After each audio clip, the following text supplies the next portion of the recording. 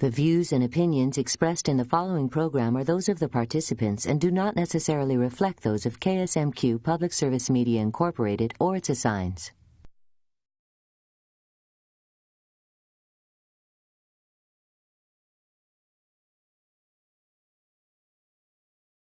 When you see people that do terrible things, we'll say, and I don't know why I did it. It doesn't make sense. The virtues and vices both work this way. And it's so important that as a community, we decide what are the virtues that we are teaching our children? And how are we teaching them? Are we teaching the virtues not by giving them a wish list of values that they can think about and talk about and read about in books?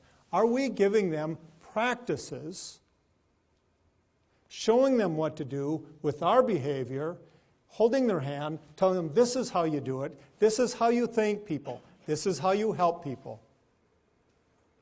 This is how we show appreciation, this is how we show gratitude, this is how we take risks for others. If we decide to do this as a community, this is what we're about. How do we learn to do this? Well, it's partly through storytelling. Through storytelling and then showing. We share our stories, share our conversations, and then we participate with them.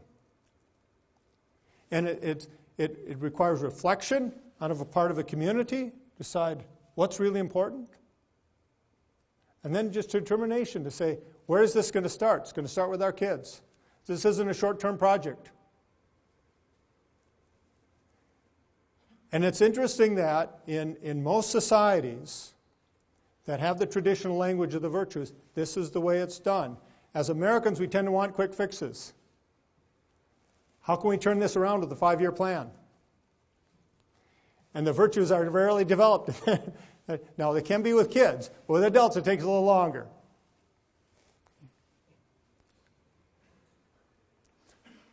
Let me share you one virtue.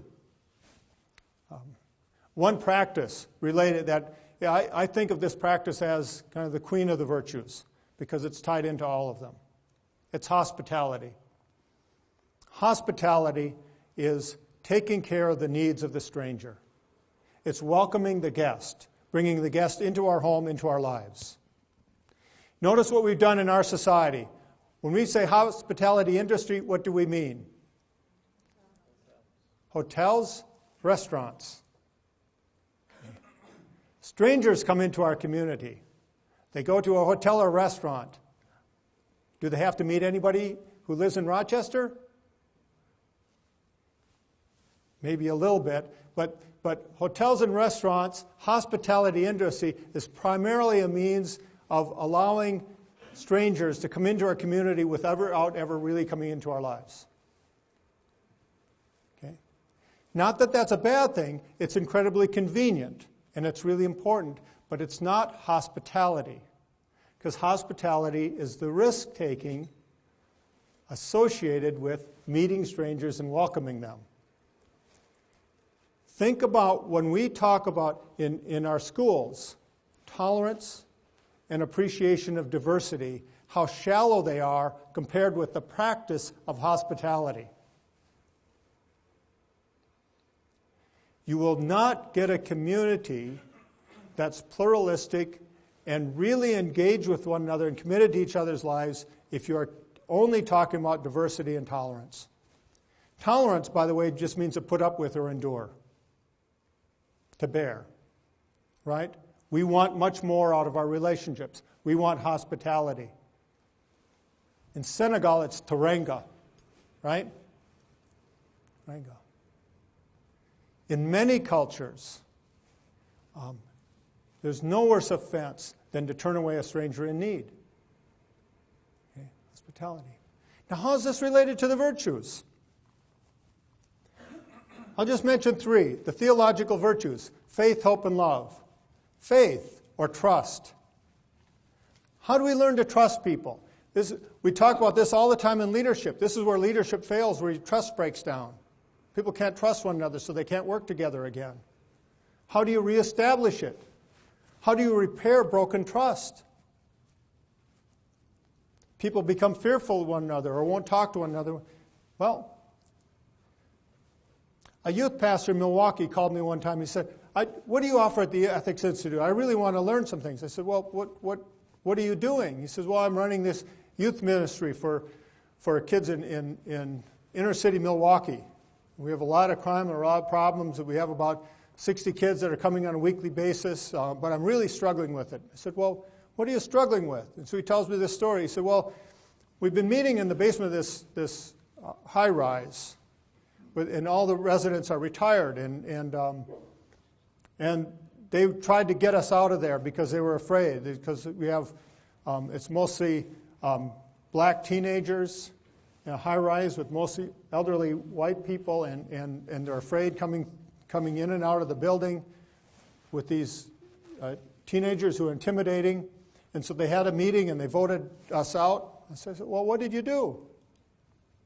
So when we sat down, we had a meeting with our kids, and we said, well, what can we could leave, but we really didn't have any options to leave somewhere. So one of them suggested that we host a dinner. We invite the residents to a dinner. And the other kids thought that was a good idea. So they did that. So they collected the food, and they put on dinner, and they sent invitations to put on the doors of all these apartments. And they had a huge turnout, and they had a dinner, and they sat at these tables and worked. They formed friendships. And they started looking at ways they could help one another. The residents with some kind of education and advice, and the kids with help with bringing groceries in from the cars and things like this. I said, what do you need me for? And what you are doing is you're practicing community in the only way that it's ever been successful, by hospitality. And then you're restoring trust. Because when people sit down for a meal together, they talk. And they aren't threatened. Right? Greg Mortensen's building schools now, Afghanistan and Pakistan. 3 cups of tea. How do you start building schools so that the people who live there won't tear them down, burn them up? You sit down and you have tea.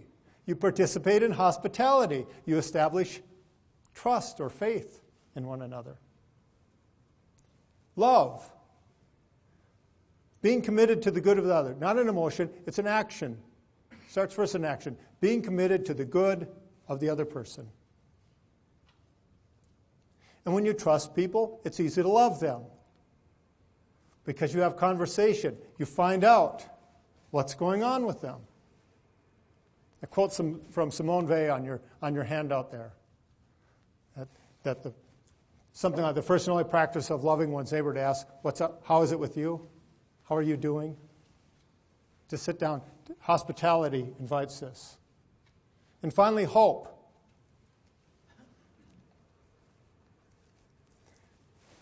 And hope is one of the most misunderstood and widely used terms we have in our society. And it's often confused with optimism. And optimism is this idea that we think something good is going to happen, and we can kind of picture it. And it's often unrealistic. And so then you get pessimist. But hope is completely different. Hope is also based in faith. And it's based on our understanding of human beings as basically good. And because human beings are basically good, things will work out if we can commit to them together. If we practice love, genuine concern about the well-being of others, and we establish trust, then faith is reasonable because things will eventually work out. We just don't see how. And trusting that things will work out for the good, even when you cannot see how, is not optimism, right? It's not a picture of what will happen in the future. And it's not pessimism. It goes right past those.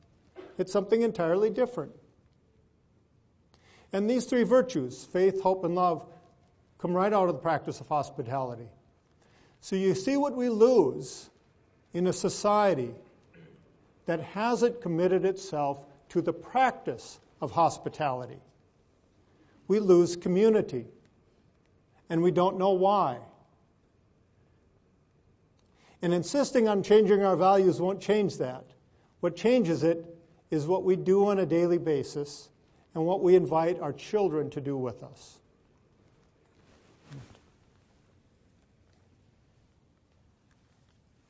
Rick talked about in terms of, we started off with reflection, then we talked about how in terms of relationships, how do you keep relationships together? You keep them together in terms of celebration. Celebration. Rituals in our lives. If I would ask Ann and Noel about how is it that they celebrate their anniversary, and they say, well, we don't celebrate our anniversary. How do you celebrate the holidays? Well, we stopped doing that because it's too much of a hassle. What if I said, what do you do in terms of birthdays? Well, we just don't do anything anymore. Wouldn't that say a great deal about the relationship? It's the same thing about our communities and our organizations and our institutions. Do we celebrate the good stuff? How is it that we pay attention to what is important in our lives? We build rituals around it. Lynn, when you were talking about veterans earlier, have you ever been to a veteran's funeral? 7-gun salute, the flag draped casket, and the World War II veterans, of which we're losing 1,000 a day. In a movement that they practiced when they were 17 years of age, will fold that flag corner by corner by corner by corner, and then hold on to it and walk up to the widow and hand over the flag and salute. And that ritual is so profound that you begin to recognize that we honor people for their good lives and for their good service. What are the rituals of your community that say that Rochester is a good place to live? The rituals that we hold in common with one another. Tell other people, you are welcome here. Our community needs this. What happens if we stop celebrating July 4th? Isn't it kind of interesting how we're kind of losing our ritual celebrations? Memorial Day has become a long 3-day weekend in order to shop. Same thing with Labor Day. Thanksgiving. Valentine's Day. President's Day. The rituals say a great deal about our lives. A great deal about our lives. Now, how does one become a leader? We become who we always were. We become who we always were.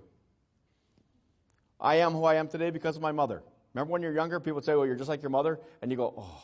Now as people say, you're just like your mother, thank you. And when Rick was talking about hospitality, my mother, after she was divorced, would welcome in college-age students to live with her to help pay her rent. But these college-age students didn't have much money, so she ended up making the meals. And they didn't have any place to wash their clothes, and so she'd help them wash their clothes. And they didn't know how to iron, and they didn't have one, so she'd iron their clothes. And they didn't have anybody to listen to them talk about their problems, and so there she was. She opened her home and her life to these young college women. When my mother died, my brother Mark had the privilege of speaking at her funeral. And he said this, Mother was always hospitable. She was always welcoming. He said, but however, hospitality is based on generosity, which it is. He said Mother couldn't help herself but to be generous. And he looked at the grandchildren. He said every year she would ask, how much can I afford to give the grandkids? And she was on a fixed income, and I said, well, Mother, maybe $5. She said, can't I give them 20? He said, you notice every year at Christmas she got 20. She couldn't help herself but be generous. But generosity is predicated on gratitude. Mother believed that everything was a gift. And so it was very difficult to leave her home without a gift. She had to be generous. She wanted to give you what she had. When she would drive downtown Wisconsin Rapids, she'd see an empty parking spot in front of Dollar General. She thought that God had saved that for her so she could go shopping. She was grateful for everything. The sense in terms of gratitude, then, once you have gratitude, you have to celebrate it. That's what builds a community. Isn't it rather interesting in terms of Thanksgiving was the harvest? We eat for another year. Gratitude for the gifts that you and I have in this blessed country. Gratitude for the jobs that we have in our institutions. I teach at Viterbo University, and I go to work every day for 27 years, and I am just grateful that I have a job. And do you know what I found out About maybe 20 years ago, for 20 years I realized that my boss is a farmer in Arcadia, Wisconsin, much like he could have lived in Hayfield, Minnesota. And my boss gets up at 4:30 every morning and goes out to the barn to milk. And my boss was there when it was 10 below this winter in January. My boss is there in July when it's going to be 90 degrees in the barn. And his milk check goes to help pay for the dream that his son or daughter has to become a terrible teacher or nurse. And I'm grateful each and every day for that man's labor. And as we gather here today, weren't those fruit kebabs beautiful? But somebody spent the afternoon piercing fruit and putting them on sticks. But what was really amazing, somebody was on their hands and knees in a field someplace, picking those strawberries, making sure they weren't bruised, bringing pineapple to our tables. The wonderful coffee that we have, and I really enjoy a good cup of coffee like you do, I always remind myself that those coffee beans were picked in maybe Guatemala or Colombia or maybe Nigeria. And that everything that we have is predicated on the good service and work of other people. And therefore, because I'm filled with gratitude, we begin to celebrate. We are here tonight because of the generosity of Noel and Ann, who are so grateful that they wanted to bring us together. And why does it become important? Because it's a ritual, the 5th annual. And people will start asking tomorrow, Noel, who's number 6? The rituals in our lives that bring a community together, that help us to celebrate the goodness that is there. How important that is. How important that is. Joy is the infallible sign of God. We live in a world where there's so much sadness, don't we? And I would tell you this, you're a marvelous group of people, but as we are human beings, just below the surface, there are oceans of pain. There are people in this room tonight who are worried about family members who don't have employment. There are people in this room who are worried about family members who are suffering with cancer or heart disease. There are people in this room who are worried about young adult children or maybe a teenager. People who are concerned about a neighbor or a member of their church. So what happens is that in a sense, in terms of leadership, we share the good stuff. The joy that gives us the strength that we need to do in order to serve the common good. Reflection, relationships, celebration, the heart of a good community, the heart of Rochester, Minnesota. Thank you.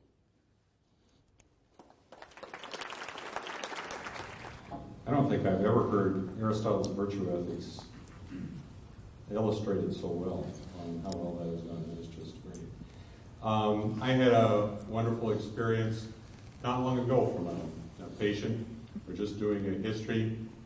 It kind of illustrates what it is. Virtue is not something external, it's something that's deep within you. Just going through the history. Is your mom still living? No, she died. How old were you? 10 when she died. Happened. The house next door was burning, and there were children there. She goes in. She was able to save 3 kids. Not all of them. Some died. And then she died at some point later because of smoke inhalation. You know, I was gone for the whole rest of the interview, and the thing. I'm just going, okay, where do we go from here? Wonderful illustration. This is something that is deep, deep down within you. It is something that at your core. So thank you ever so much. Some comment.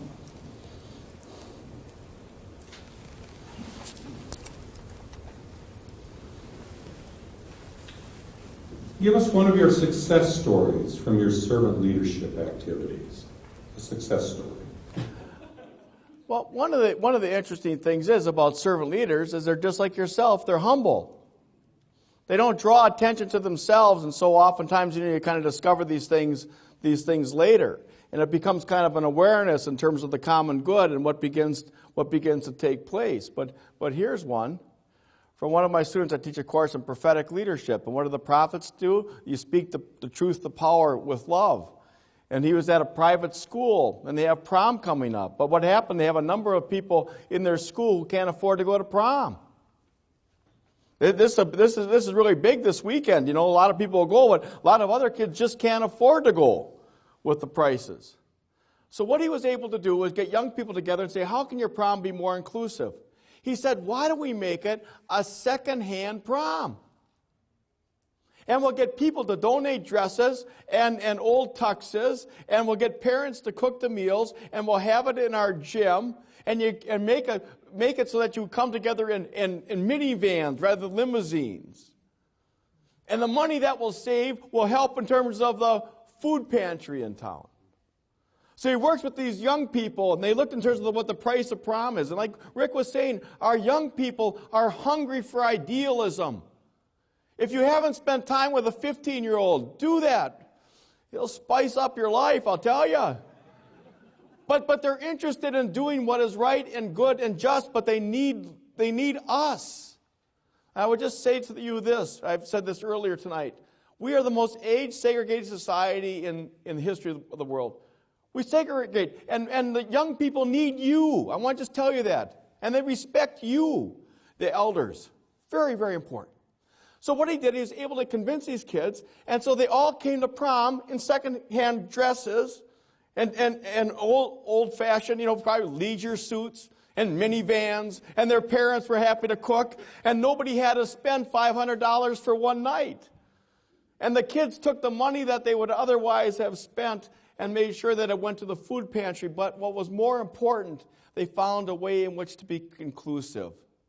Leo Tolstoy says community is this: we stand shoulder to shoulder and find ways in which to broaden the circle. That's that sense in terms of serving the common good. Joy is the infallible sign of God. Joy comes from Leon Bloy. And the notion in terms of joy is that it comes just from within. You just kind of know when you're joyful. Woo! There's a kind of that goes with it. No, really, you've seen people that are kind of joyful. Small children. I mean, when's the last time you saw a 3-year-old walking around, oh, I'm burnt out. Isn't that kind of wonderful? The marvelous sense in terms of children and elderly people. Oh, my goodness. You get a little bit older. This is what I really enjoy about getting older myself, is that there's just moments of joyful. I was walking across the campus today. Zippity-doo-dah, zippity-yay, my, oh, my. You ought to see the students. What's happened? But joy is something that comes within, and it truly is a gift that we can give to each other. But it's an infallible sign of the sacred. I tell you what, when Tom is walking across campus doing zippity-doo-dah, people aren't thinking it's the infallible sign of God.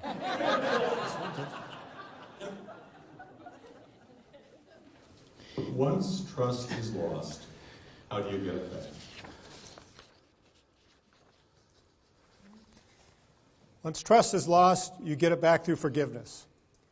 And Hannah Arendt, political philosopher, said any organization, any society, any community needs two things in order to function: promising and forgiveness. Any cooperative effort takes place through promises, whether they're explicit promise or implicit. It's some kind of agreement. Here's what we're going to do for one another. We inevitably break those promises.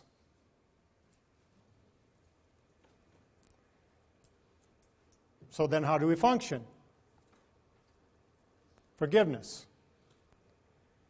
And in any organization, any society, any community, we're always doing both. We're promising, gets broken, forgive, which is the willingness to work together again, willingness to turn back face to face. And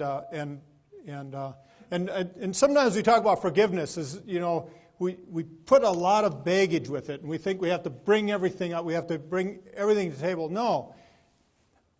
Forgiveness should just be thought about as the direction that you're facing. And this comes from some Latin terms: conversion and aversion. Conversion is to turn together. Aversion is to turn away from. Aversion, in the Latin, that's the word that we now translate as sin.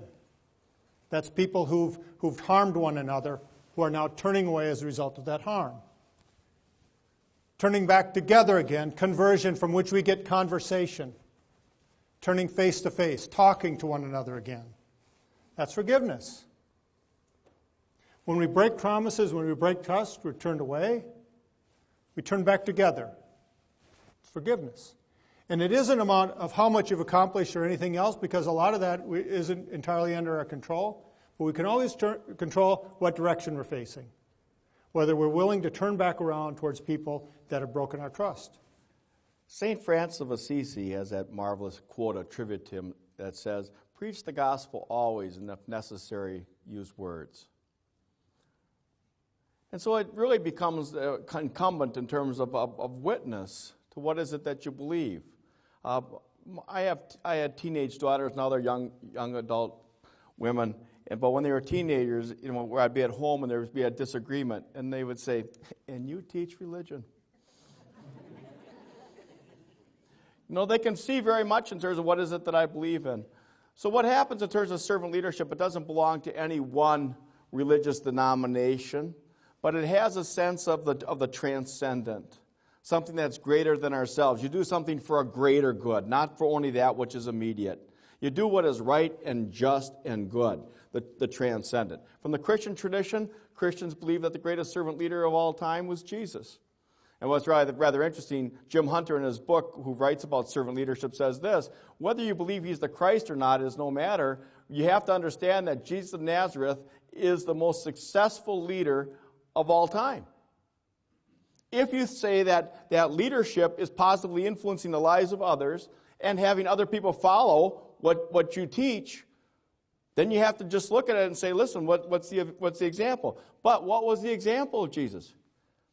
Make sure that you are a servant. Get down on your feet, get down on your knees, and be willing to wash other people's feet. The notion of servant leadership is that I choose to serve you. I choose to serve what your needs are, because you are a sacred person. And when we see that kind of witness, we are changed by it. We are changed by it. Let me give you an example. This ties into what Rick had to say earlier about forgiveness. Remember 3 years ago, the shooting in Pennsylvania, the Amish community? And what did the community do? Forgave.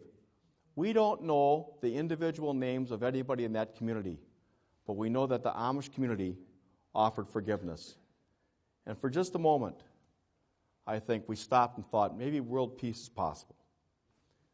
But that's a higher sense of purpose and calling.